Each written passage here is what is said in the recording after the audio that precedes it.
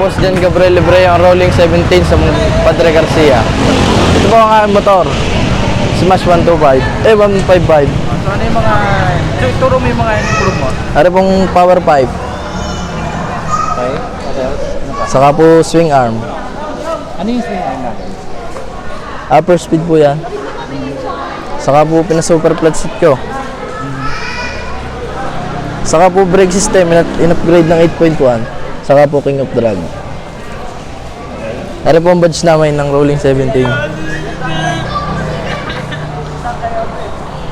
Meron pa? So kaya lang po, color change. Budget meal lang po, sobrang dumi lang at kakaulan lang. Oo nga, galing tayo sa ulan eh.